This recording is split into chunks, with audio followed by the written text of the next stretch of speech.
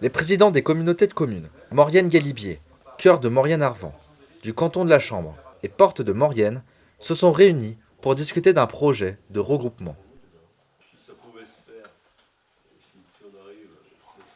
Alors, le projet, c'est l'opportunité de lancer l'étude qui avait déjà été initiée en 2015 lorsque l'État avait lancé la loi NOTRe, la réforme sur l'obligation de se regrouper toutes les petites intercos. Ça n'avait pas abouti à l'époque, même si on avait porté un projet à l'échelle des 3 premières communautés de communes, Porte de Maurienne, la 4C et la 3CMA.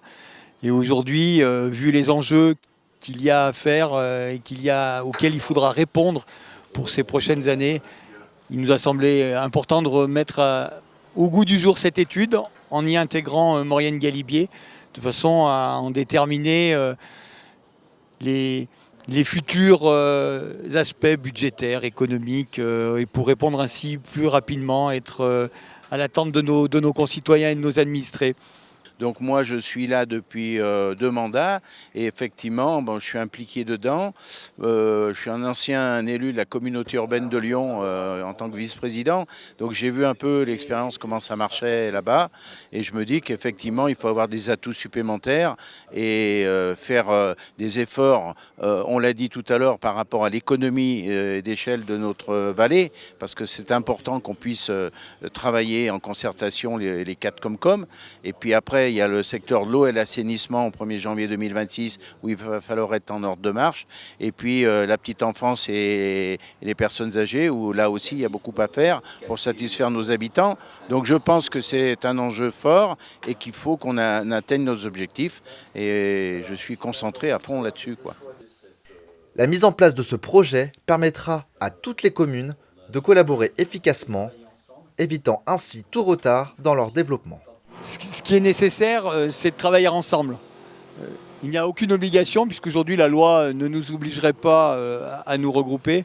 Cependant, on peut voir que nous sommes à côté d'une agglo qui est Arlysère, que nous avons aussi Cœur de Savoie avec 43 000 habitants qui touchent aussi la vallée de la Maurienne.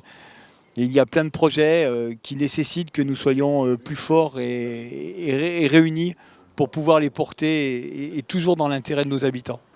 On n'est pas forcément en retard parce qu'on l'a vu tout à l'heure dans l'exposé, c'est vrai qu'il y a la Haute-Maurienne qui est en territoire aussi grande que nos 4 communes, mais qui elle est en ordre de marche, a fait plusieurs fusions.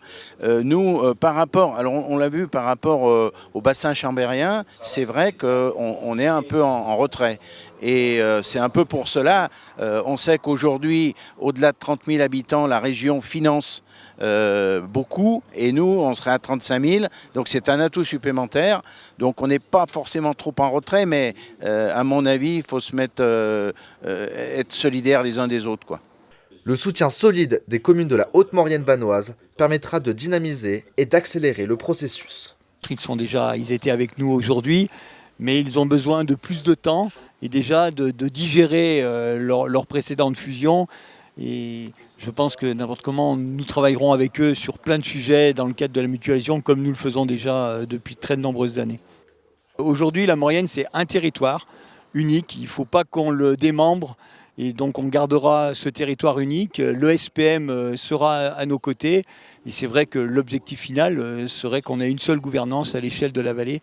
Mais chaque chose en son temps. Si on arrive déjà à monter l'étude, à persuader les 4 Comcom qu'on a un intérêt à travailler ensemble, eh bien, ça sera une belle étape de franchie et on aura pu dire qu'on aura fait un travail sérieux et pour l'avenir de notre jeunesse et pour ceux qui nous succéderont.